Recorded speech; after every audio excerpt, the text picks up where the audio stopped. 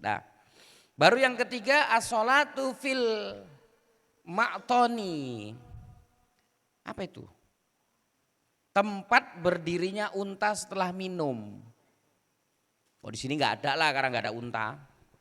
Unta habis minum kemudian berdiri di tempat yang biasa unta itu berdiri setelah minum, di situ pun makruh, nggak usah kita bahas sekali lah. Orang di sini nggak ada unta. Unta itu ada di dalam tuh. Bisa untanya bilang labbaik Allahumma labbaik, labbaik la syarika lak labbaik gitu dia. Kak Anita pun beli juga kayak gitu semalam enggak? Atau bikin main-main di rumah kan labbaik Allah. Jadi tempat berdirinya unta setelah minum juga makruh itu. Kenapa makruh? Dikhawatirkan unta ini apa namanya ya? Ya buang air lah ya, kencing di situ najis, maka makruh hukumnya. Yang keberapa sekarang?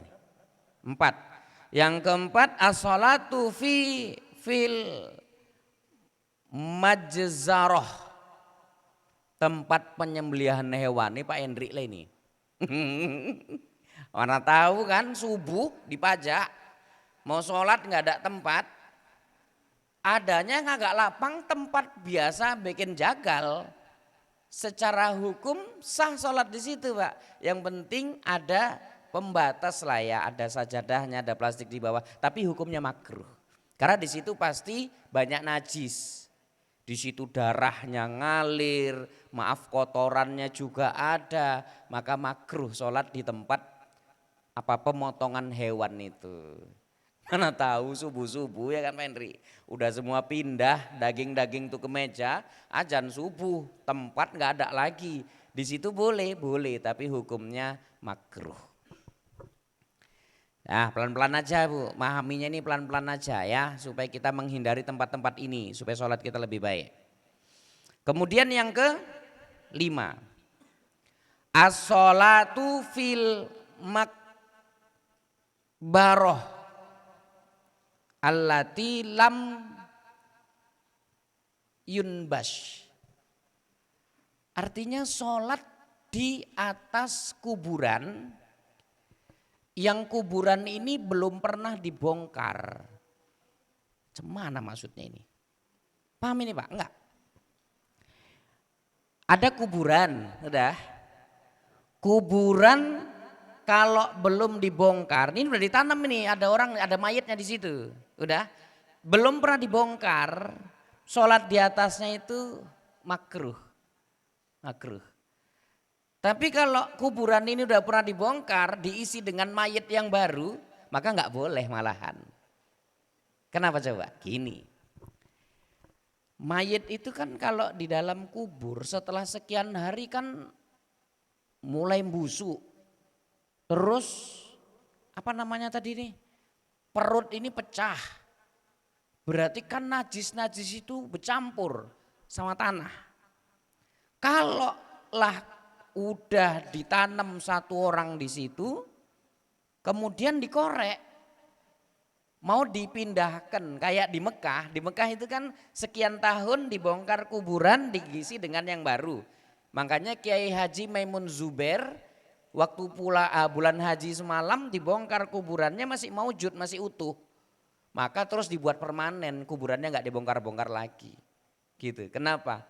Karena masih utuh, Pak. Itulah hebatnya wali itu.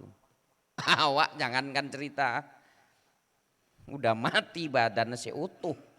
Sehidup aja pun udah peritilan kok ya kan Pak.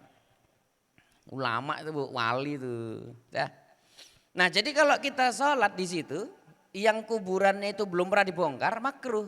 Berarti kan nggak ada najis di situ. Tapi kalau udah pernah dibongkar, mayit si fulan ditanam di situ. Sekian tahun dibongkar, kan si fulan tadi mayitnya udah perutnya udah pecah. Kemudian tanahnya dibongkar, berarti kan tanahnya bercampur sama najis-najis itu. Maka kalau yang udah pernah dibongkar nggak boleh sholat di atasnya.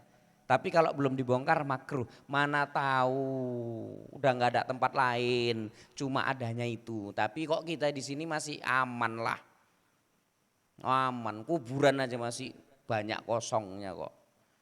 Kita ini masih kebagian lah kayaknya. Bang Anto, kita masih ada lah jatah-jatah kita insya Allah Bang. Pak Saridin pun masih ada Pak. Bapak tinggal milih lah mau di Pamah apa di sini. Enak di sinilah deket Pak, deket-deket pesantren gini kan. Tiap hari didoain orang ini. Kayak semalam lah kan, siapa ya ceramah semalam Ustadz Usup kan. Syekh Sya'rawi itu kan begitu ninggal jenazahnya ini digotong itu nggak orang nggak jalan. Tapi oper-operan. Lah kok Erlan ndelodok. Kan saya disamakan sama Syekh Sya'rawi semalam. Kalau meninggal nanti katanya. Kata Erlan nggak pala payah lah orang deket aja kok kan nggak banyak kali yang dioper katanya. Kok dia mikir sampai ke situ belakang gini aja. Lim. Orang ini kok doa ya cepet-cepet apa mau dukudeta ini jadi ketua yayasan orang ini coba. Awak sakit aja belum kok udah cerita digotong-gotong. Jadi gitu ya Pak ya. Jadi apa tadi kuburan tadi kalau udah dibongkar jangan boleh sholat di situ. Tapi kalau belum dibongkar makruh hukumnya. Res. Sampai di sini paham ya Pak ya. Yang keberapa tadi itu? Yang kelima. Sekarang yang keenam. As-sholatu fil mazbalah. Mazbalah itu apa ya? Tempat pembuangan apa itu kotoran-kotoran.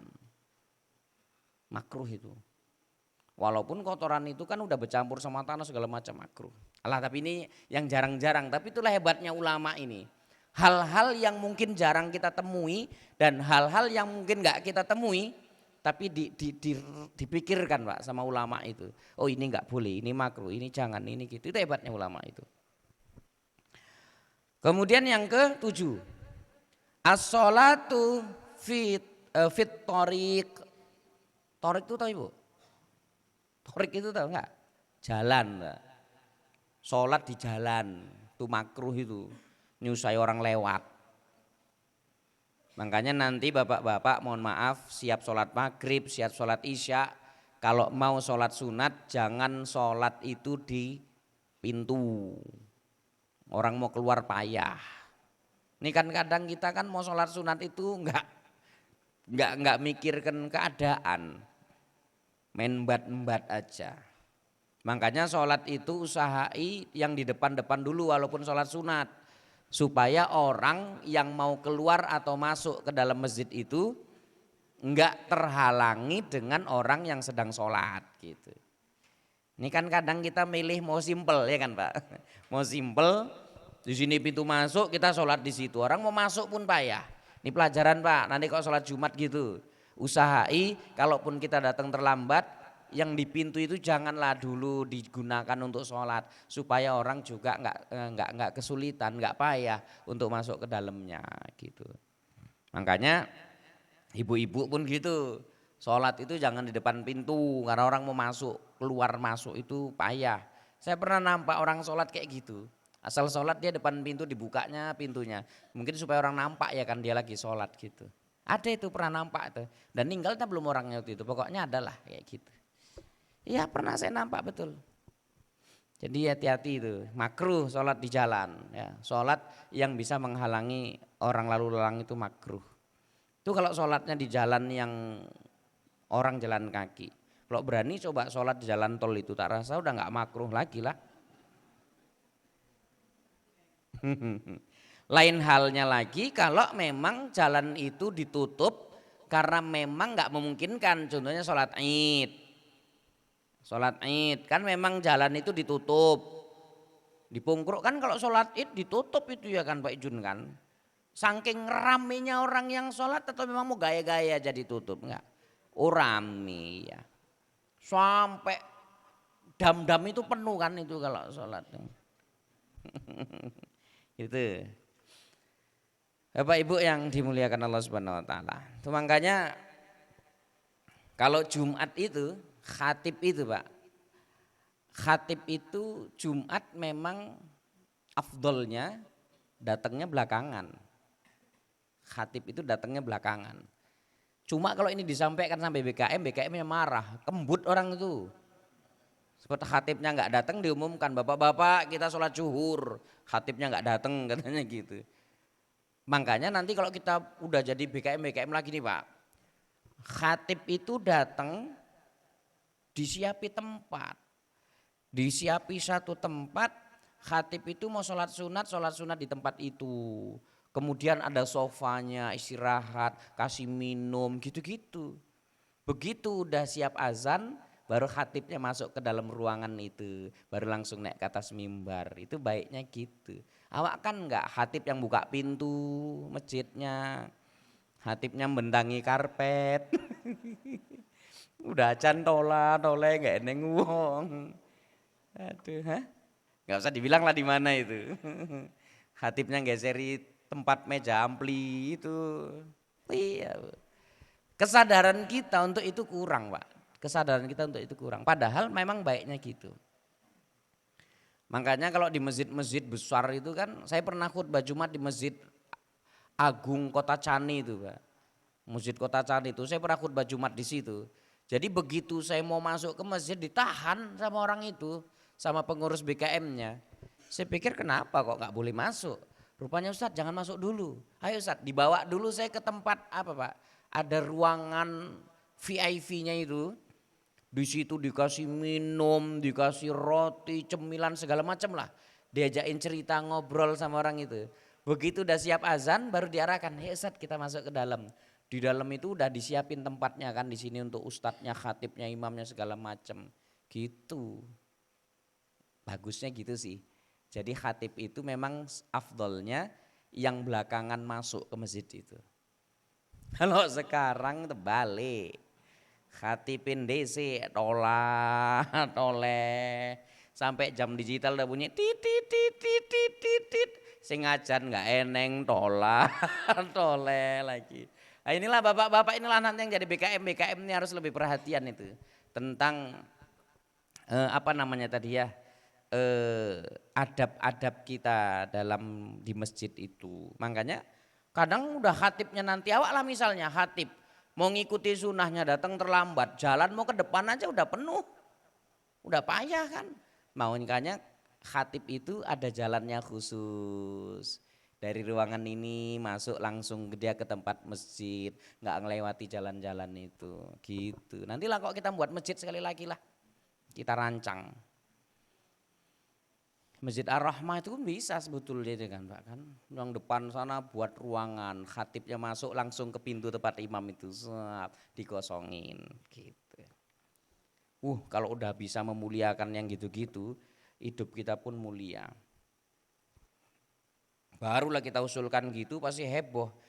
Bapak-bapak ini pun sama ngaji mbek Peri mbuh khopo wae. Wis api-api kayak zaman biek wis ngene kok ora dirubah-rubah. Kita kan anggar-anggar ket biek gitu. Padahal yang terbaik itu ada gitu. Di Pungkur pun masih bisa itu Ustaz Abdi. Buat aja ruangan di lebongan bawah itu kan. Jadi khatib datang duduk dulu di lebongan itu baru naik ke atas. Sampai atas naik mimbar megap khatibnya kan. Nah, makruh sholat di jalan. Kemudian makruh lagi yang ke-8 as-sholatu fil kanisati wal bi'ah. Apa itu? Yang ke-8 as-sholatu fil kanisati wal bi'ah. Sholat di apa namanya rumah ibadah, di gereja lah ya. Sholat di gereja atau di kuil, di kelenteng, makruh hukumnya itu. Makanya ibu-ibu, bapak-bapak mana tahu kita sedang berada di tempat yang memang nggak ada masjid, kemudian dalam keadaan bencana, banjir atau segala macam. Yang ada yang aman itu diungsikan semua di gereja gitu. Misalnya ini, maka sholat di dalam gereja itu makruh hukumnya. Kan mungkin aja itu kayak gitu. Mana tahu banjir kita semua, wow, tergenang ini. Cuma Kampung Agam yang selamat, kan gitu. Rumah kami nggak nampung semua jamaah Taklim Al-Fatih ini ke sana. Ya tak ungsikan lah di GPDI gereja depan rumah kami sana. Sholatnya di situ, makruh hukumnya. Tapi bukan berarti sholatnya nggak sah. Nah, kalau misalnya kita kerja di rumah Cina, ya kan? Ya udah ditelateni bawa sajadah, tapi sholatnya jangan menghadap ke tempat sesembahan mereka gitu. Sholat di gereja pun diusahain, jangan menghadap tempat-tempat patung-patung atau lambang-lambang sesembahan mereka. Jangan pula nanti ibu kerja tempat Cina mau sembahyang zuhur, di depannya gambar dewa bumi pula, depannya lagi sang gokong. Nah, kayak gitu pakai sutroh, pakai pembatas ya. Nah, sholat di gereja kan bisa aja kejadian gitu. Biasanya pas bencana-bencana itu. Waktu yang apa? Sinabung itu. Waktu yang Sinabung itu kan kami nyerahkan bantuan ke sana. Ternyata banyak juga kan yang pengungsian itu ditempatkan di gereja-gereja gitu. Nah, kayak mana orang Islam mau sholat? Ya kalau emang itu tempat yang tersisa. Kalau itu memang tempat yang ada ya nggak apa-apa. Makruh sholat di gereja itu. Bukan berarti sholatnya menjadi batal atau nggak sah. Tapi tetaplah di sajadah itu supaya andai di bawah itu ada najis, dengan adanya sajadah yang kita bentang maka sajadah itu membatasi antara badan kita dengan najis itu. Ini tak ajarin ngelipat sajadah mau ibu. Ngelipat sajadah itu pun nggak sembarangan. Nah, ambil sajadah dulu biar tak ajarin ngelipat sajadah itu. Ligatlah sikit dede.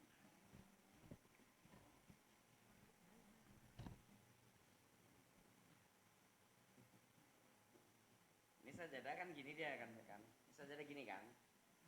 Yang ini tempat sujud, ini tempat kaki kan. Ngelipet itu jangan sembarangan. Orang ngelipet sajadah kan yang gini lah, yang penting kelipet. Ngelipet sajadah itu nggak gitu. Ngelipet sajadah itu gini. Nah, ini yang bawah tempat sujud, yang atas kaki. Ngelipatnya gini. Nah, udah baru boleh dilipat gini. Apa tujuannya coba? Apa coba?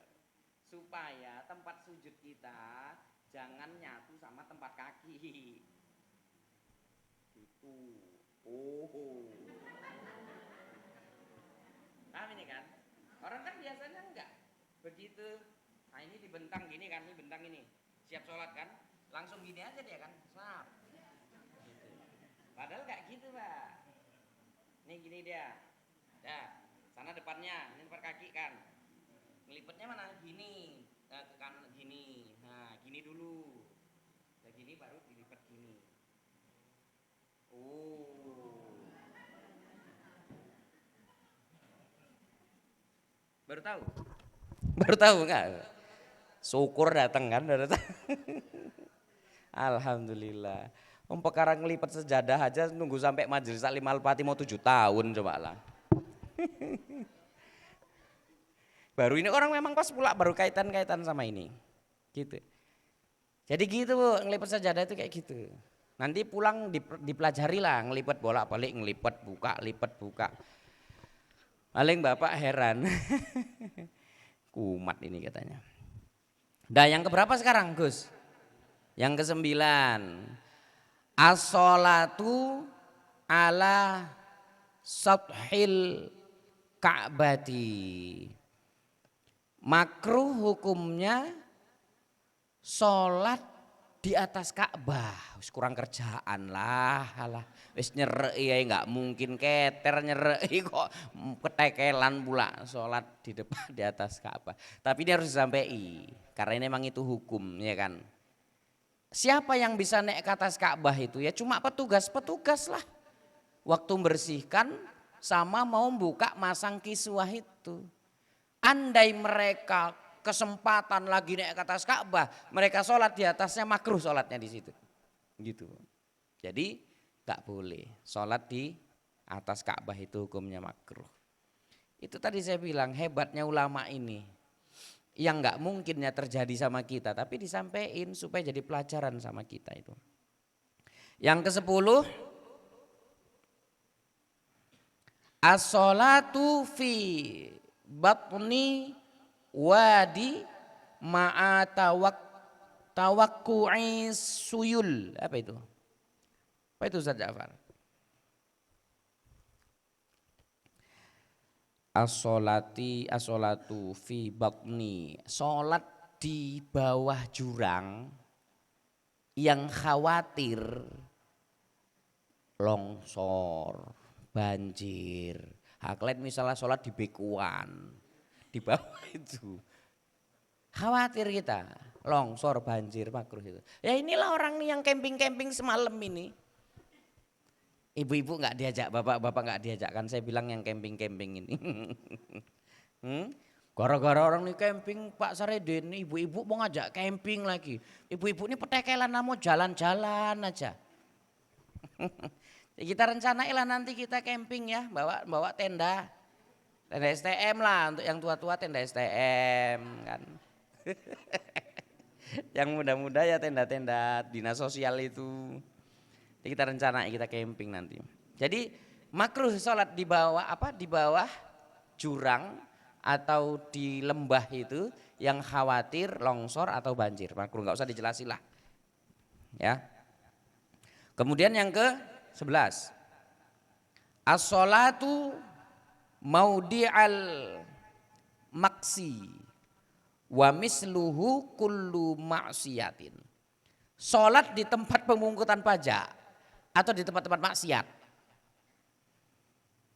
Sholat di kafe, yang kafe itu tempat maksiat. Sholat di tempat main kepe, orang lagi main kepe, berhenti sholat di situ, makruh lah itu. Sholat di tempat-tempat yang full maksiat, makruh. Sholat di mana lagi ya makruh kira-kira itu ya, tempat-tempat maksiat itu ya. Tempat-tempat perjudian. Orang main biliar, tapi main biliar itu selalu digunakan untuk ajang perjudian. Berarti sholat di tempat itu makruh hukumnya. Bukan berarti sholat di atas meja biliarnya, enggak. Sholat di tempat itu yang menjadikan tempat itu tempat maksiat, makruh. Sholat di warung. Warung itu yang nyediain tua sama cewek. Sholat di situ makruh. Kurang kerjaan kok yang dari situ mana sembahyang lah. Seorang mungkin orang ngombe tua sholat sunat 2 rakaat. Qobla minum tua. Habis minum sholat sunat ba'diyah wis orang mungkin. Nah, yang keberapa tadi itu? 11. Yang ke-12. Yang ke-12 as-sholatu fisuk di pasar, di pajak. Apa Hendrik lagi lah tadi ya kan? Sholat di pajak itu makruh. Karena pastinya di situ hiruk pikuknya orang, kemudian di situ banyak banyak hal-hal yang najis mungkin. Kemudian yang pasti salah satu tempat yang disenangi sama syaitan itu ya kamar mandi termasuk pasar. Gak usah dibahas lah.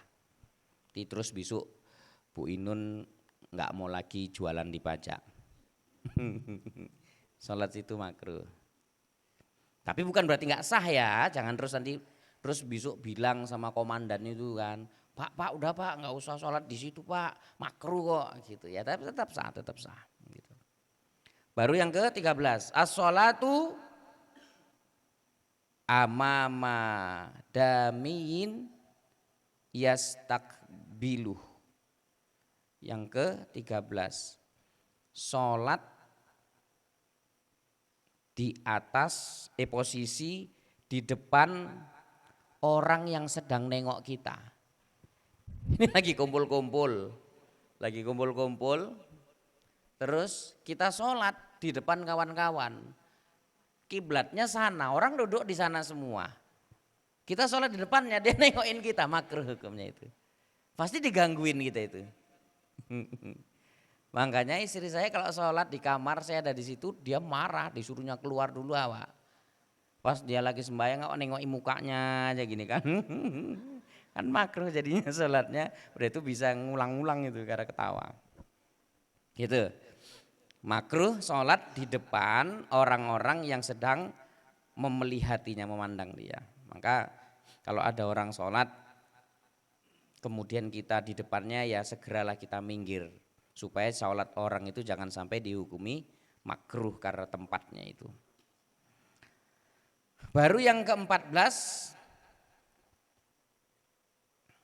apa namanya ya? Al-iton. Sholat di tempatnya itu aja. Apa maksudnya enggak? Misalnya terawih atau sholat tahajud. Sholat itu sebaiknya pindah-pindah. Sholat ini di sini, sholat ini di sini, sholat ini di sini gitu. Supaya semakin banyak tempat yang menjadi saksi. Tempat itu kita gunakan untuk sholat. Itu kan kalau pas sholatnya sendiri, kalau jamaah nggak mungkin terawih roker-roker.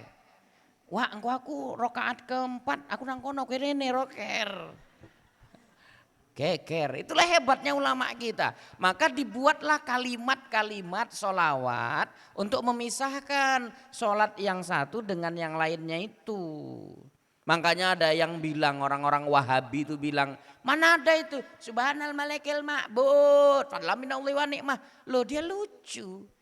Kalau kita nggak bisa pindah-pindah tempat, minimal ada perkataan, ucapan yang memisahkan antara sholat kita yang satu dengan yang lainnya. Maka jangan juga ibu nanti sholat sunat, assalamualaikum warahmatullahi wabarakatuh, assalamualaikum warahmatullahi wabarakatuh, tempatnya di situ aja langsung berdiri sholat lagi, jangan. Minimal ada kalimat, perkataan, omongan, bacaan yang memisahkan antara sholat kita yang pertama dengan yang keduanya itu. Astagfirullahaladzim, subhanallah, alhamdulillah, wa la ilaha illallah, wallahu akbar. Allahumma sholli ala sayyidina Muhammad wa ala sayyidina Muhammad, gitu dia, omongan itu. Kalau nggak ada tempat lagi untuk kita pindah. Makanya hebat Pak, ulama kita itu hebat, cuma kita aja yang kadang-kadang. Makanya nanti kan misalnya Pak Idin pas sholat maghrib, Bapak di tempat ini, mau sholat sunat pindah Bapak afdolnya. Jangan di tempat itu lagi. Jadi nanti banyak saksinya Pak. Kalau bisa ditandai Pak, Senin aku di sini, Selasa harus di sini.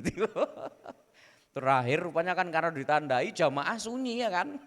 Pas tempat yang ditandai ini nggak sampai ke situ. Ya pokoknya sebaiknya gitu Pak, pindah-pindah tempat. Oh Pak Ijun bukan pindah-pindah tempat lagi Pak ya, pindah-pindah masjid ya Pak ya. Semakin banyak saksinya. Dah, yang terakhir sholat yang bertempat, makruh sholat bertempatnya sejajar dengan imam. Makruh itu. Sholat kalau sejajar sama imam makruh. Berarti kita ini laki-laki. Kalau laki-laki itu Pak, kita ini laki-laki makmum di belakang sikit aja sama imam. Berarti ujung jarinya makmum di tumitnya imam gitu lah kira-kira. Kalau perempuan sejajar aja antara makmum dengan imam. Dan perempuan kalau sholat itu jangan jerat-jerit jadi imam.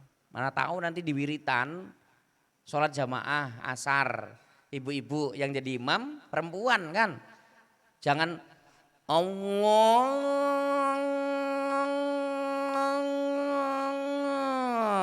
Akbar pakai lagu marhaban pula itu kan kacau. Cukup yang didengar itu orang yang di kanan kirinya si imam itu. Allah Akbar. Kecuali kita sholatnya di ruangan khusus yang nggak ada laki-laki yang bukan mahram denger, boleh agak kuat perempuan. Tapi kalau di situ apalagi kan di rumah, situ ada suami yang punya rumah, ada anak lajang yang punya rumah, imamnya Allahu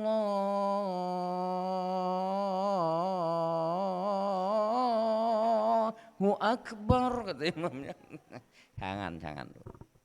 Kalau imamnya perempuan juga maka jangan kuat-kuat. Tapi kalau laki-laki Pak hanya beda sedikit aja antara laki-laki dengan antara makmum dengan imam, nggak boleh sejajar. Baik Bapak Ibu, ini makruh yang pertama ya.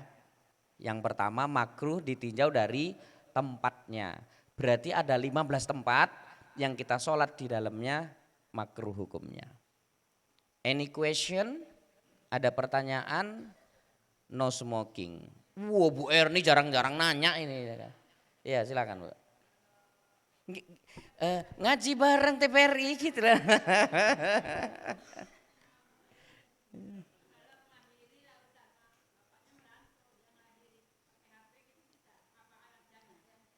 Alah orang yang ada di situ aja lah.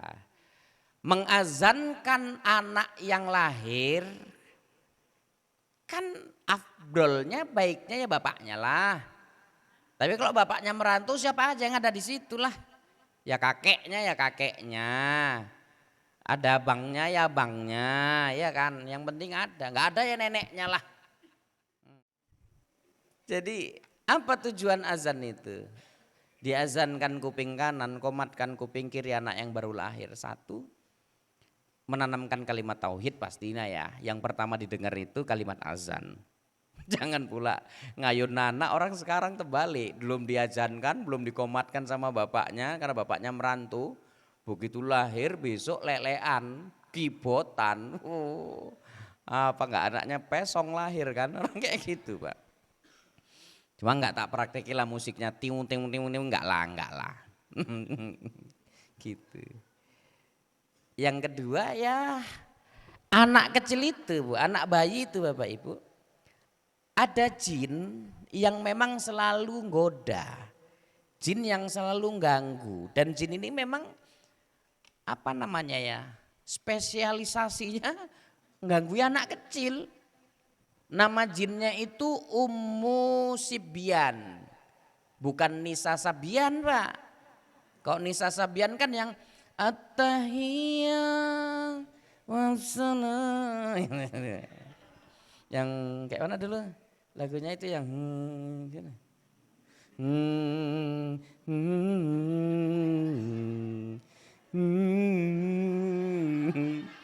Nah, oh itu ini. Itu Gusti ya kan?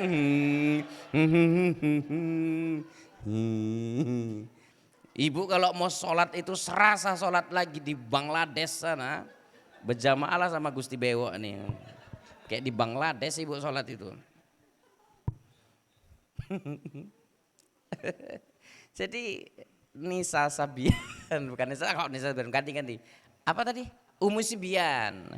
Ummu Sibyan itu jin yang memang spesialisasinya ganggu anak kecil. Ingat Bu, itu jin yang godai anak kecil yang Ummu Sibyan. Kok yang gini-gini udah gak mempan Ummu Sibyan, udah males. Kayak Bu Erni gitu, Ummu Sibyan udah males lah. Kalau udah janda-janda, Ummu Sibyan udah gak mau ganggui. Pak Marsa aja yang ganggu itu. Ya Allah. Jadi astagfirullah. Tak ulang ini ya. Jadi supaya kita berlindung kepada Allah dari gangguan Ummu Sibyan untuk si anak ini, maka kata Nabi, kok azankan kuping kanan, komatkan kuping kiri.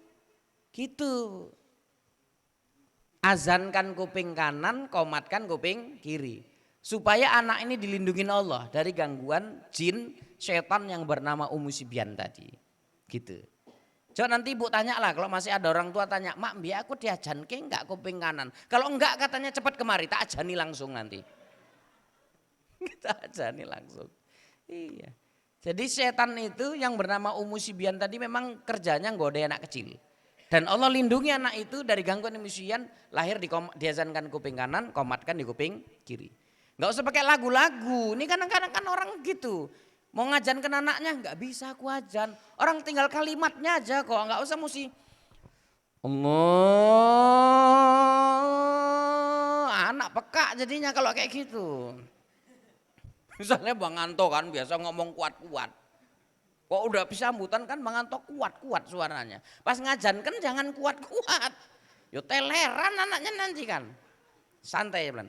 Allahu Akbar, Allahu Akbar, Allahu Akbar, Allah. Kalimatnya itu enggak mesti asyhadu an la ilaha illallah.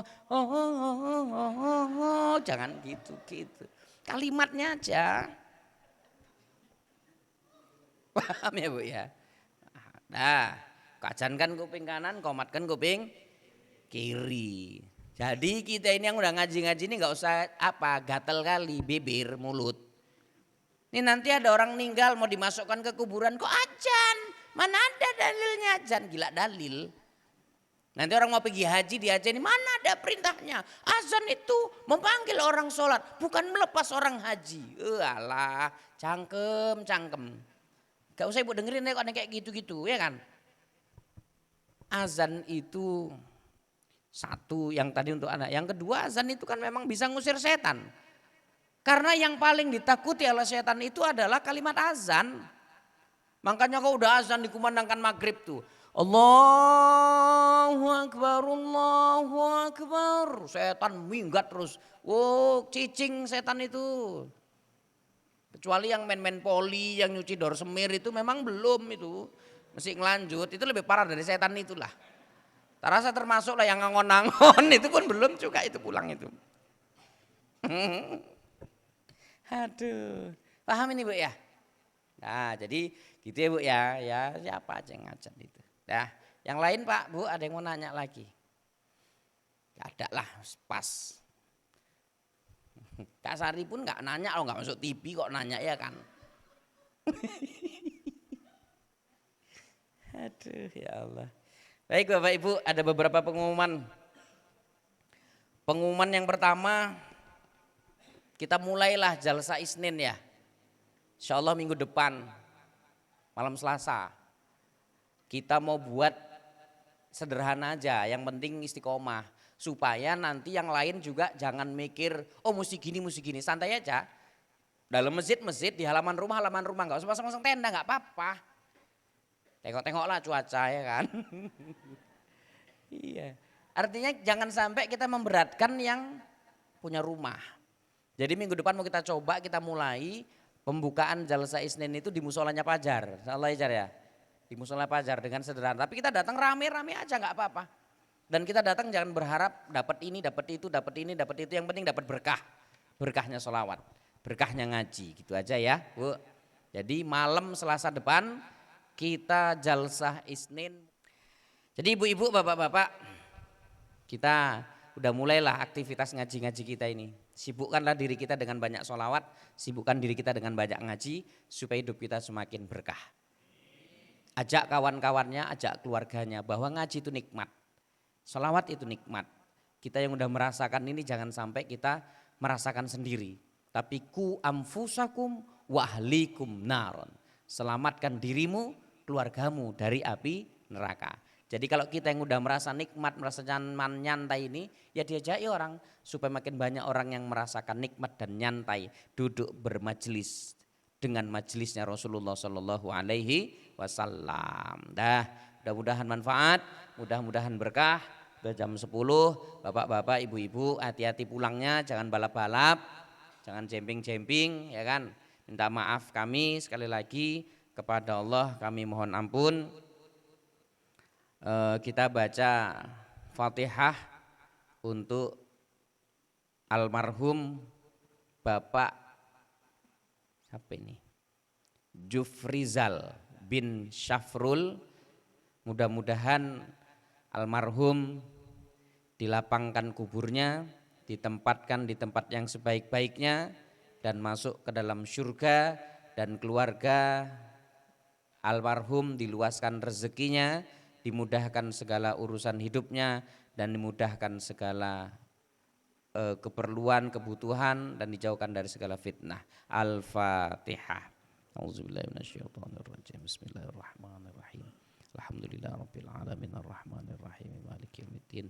Iyyaka na'budu wa iyyaka nasta'in ihdinas siratal mustaqim siratal ladzina an'amta 'alaihim ghairil maghdubi 'alaihim waladdallin. Amin.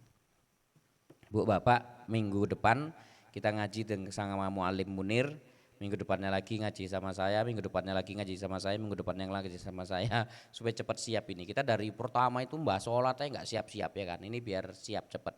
Nanti selanjutnya kita bahas, inget ya Muallim ya, tentang orang yang melaksanakan sholat itu bisa dapat makruh karena orang yang melaksanakan sholat, supaya cepat siap kita. Baik ibu-ibu, baca doa mudah-mudahan Apa yang hajat kita, niat kita dikabulkan Allah. Bismillahirrahmanirrahim. Alhamdulillahirabbil alamin. Wassalatu wassalamu ala asrofil anbiya'i wal mursalin wa ala alihi wa sahbihi ajma'in. Allahumma salli ala sayyidina Muhammad wa ala ali sayyidina Muhammad. Ya Allah ya Rahman ya Rahim. Hari ini kami berkumpul bersimpuh, bermunajat di hadapan-Mu di majelis yang mulia ini, di majelis ta'lim Al-Fatih. Kami mohon kepadamu ya Allah, ampunkan dosa-dosa kami ya Allah. Ampunkan dosa-dosa kedua orang tua kami ya Rahman. Ampunkan dosa-dosa guru-guru kami ya Allah. Dan kasihlah mereka sebagaimana mereka mengasihi kami. Duhai Allah, jikalau orang tua kami, guru kami telah tiada, kami mohon kepadamu ya Allah, lapangkan kuburnya, tempatkan di tempat yang sebaik-baiknya, dan masukkan kelak ke dalam syurga bersama-sama kami nantinya. Jikalau orang tua kami, guru kami masih ada ya Allah, kami mohon kepadamu, luaskan rezekinya, mudahkan segala urusan hidupnya, berikan kesehatan kepadanya, jauhkan dari segala keburukan. Ya Allah, berikan kesehatan, keafiatan kepada kami semua yang hadir malam hari ini. Jauhkan kami dari segala keburukan, luaskan rezeki kami ya Allah, mudahkan segala urusan hidup kami ya Allah. Jadikan kami suami, istri, anak yang soleh dan solehah ya Allah.